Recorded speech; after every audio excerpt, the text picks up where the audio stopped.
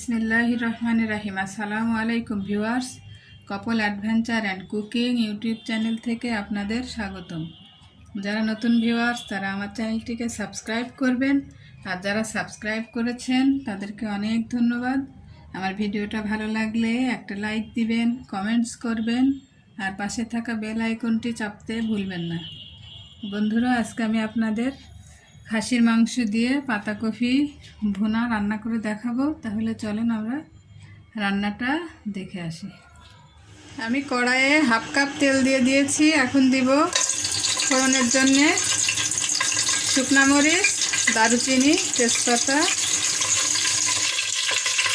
কয়েকটা এলাচ আর গোলমরিচ। মশলাগুলো আমি একটু ভেজে নিব। কিছুটা জিরা ফোড়ন দিব।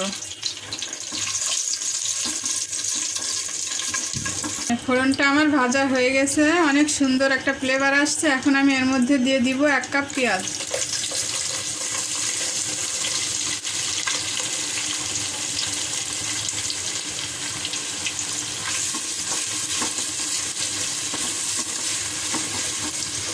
পেঁয়াজটা ভাজা ভাজা হয়ে এলে বাকি মশলাগুলো দিব।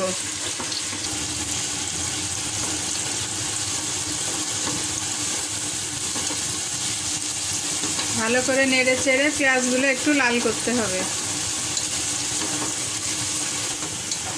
আর পেঁয়াজগুলো ভাজা ভাজা হয়ে গেছে। এই পর্যায়ে আমি দিব 1 টেবিল চামচ আদা, রসুন, ধনিয়ার গুঁড়ো, জিরার গুঁড়ো দিয়ে একসাথে পেস্ট করেছি। 1 টেবিল চামচ হলুদ বাটা,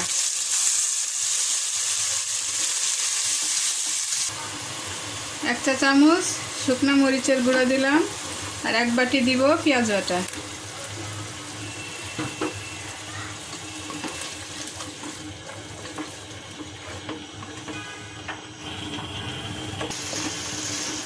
মশলাটা ভুনা হয়ে গেছে। পর্যায়ে এখন দিব আমি এখানে 1.5 কেজি খাসির মাংস ছোট ছোট করে হাড় এবং চর্বি সহ কেটে ধুয়ে পানি ঝরিয়ে রেখেছিলাম। বন্ধুরা, এখন এই মাংসটা দিয়ে খুব ভালোভাবে কষাতে হবে।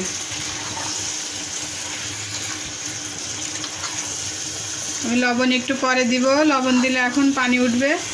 10 মিনিট লবণ ছাড়াই আমি কষাবো।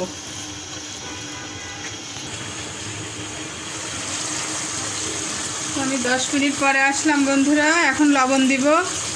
লবণ ছাড়াই অনেক পানি উঠে গেছে। লবণ দিয়ে আরও 10 মিনিট ঢেকে রাখবো। এ পর্যায়ে দিয়ে দিব কিছুটা আলু। নতুন আলু ছোট ছোট করে কেটে রেখেছিলাম।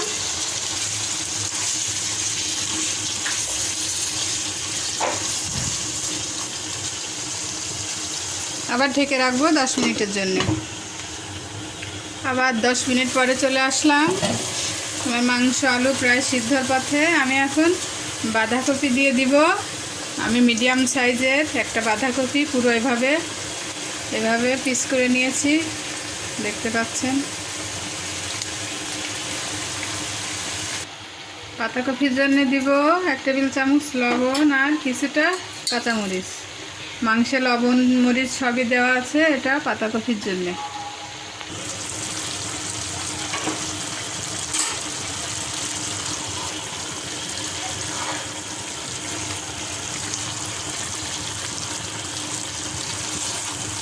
বাড়তি পানি দেওয়ার প্রয়োজন নেই, এভাবে এই পানিতেই সিদ্ধ হয়ে যাবে।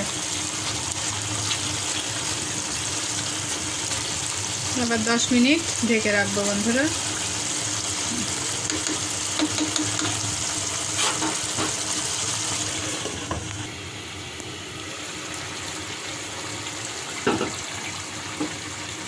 বন্ধুরা, আমার রান্নাটা শেষ হয়ে গেছে। এখন জিরার গুঁড়ো ছিটিয়ে দিয়ে পরিবেশন করে দিব।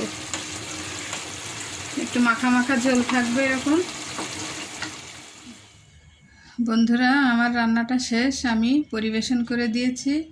এরকম মজার মজার রেসিপি পেতে আমার চ্যানেলটিকে সাবস্ক্রাইব করবেন এবং আমার পাশে থাকবেন। আমার রেসিপিটা কেমন লাগলো আমাকে কমেন্টস করে জানাবেন।